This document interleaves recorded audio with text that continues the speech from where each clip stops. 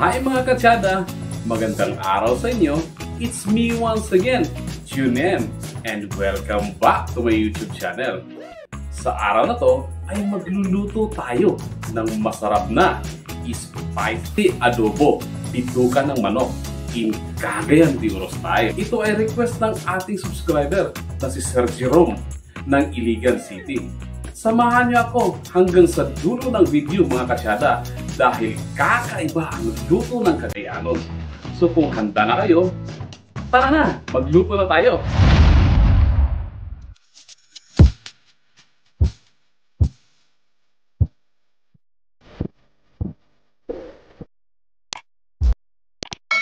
Kasyada, ang ating bituka ng manok. Binili ko ito sa palengke na naka-blanch or naka-half cook na. Bago natin ito lutuin, ay ipapakita ko lang sa inyo ang mga gagamitin nating sangkap. Gagamit tayo ng mantika or cooking oil. Meron din tayong tuyo or soy sauce, sukang puti or vinegar, bawang na paborito ng mga aswang, sibuyas, luya, pamintang durog, dahon ng laurel, bell pepper, onion leeks, at ang ating oyster sauce. Gagamit din tayo ng sili para naman may konting sipa ang ating lutuin. Gagayatin lang natin ito into small pieces para katakam-takam ang presentation niya kapag ito ay naluto na. Ang putahing ito ay pwedeng pang-ulam at pwede ring pulutan, kaya ihanda ang mga gutom niyong kaibigan.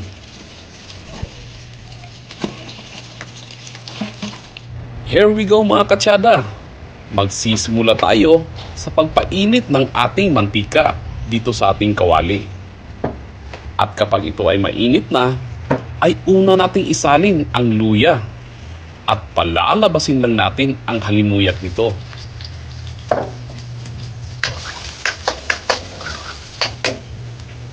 Pagkatapos ay isusunod nyo na rin ang bawang at sibuyas.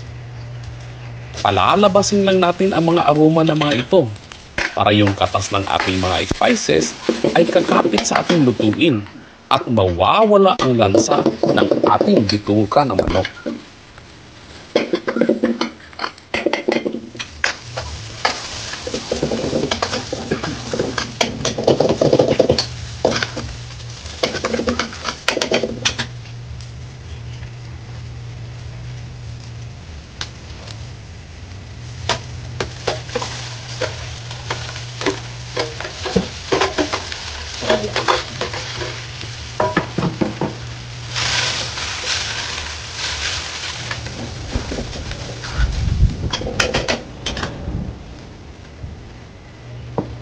Sa puntong ito ay maglalagay na tayo ng ating mga pampalasa.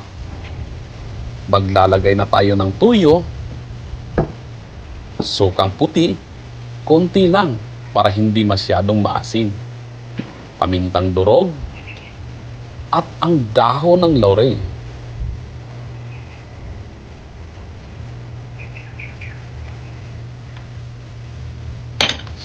Haluin lang natin ito para mag-incorporate ang lahat nating pampalasa.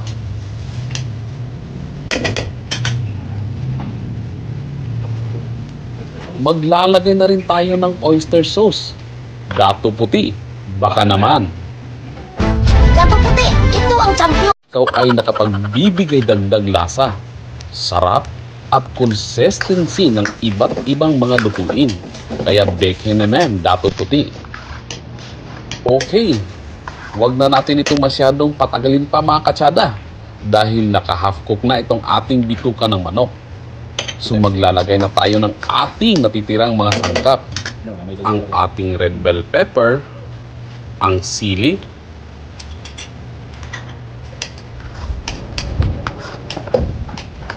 ang onion mix.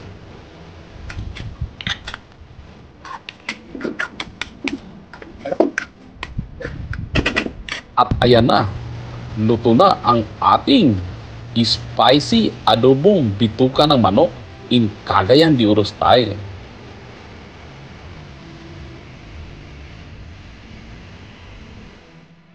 Moment of truth mga katsada.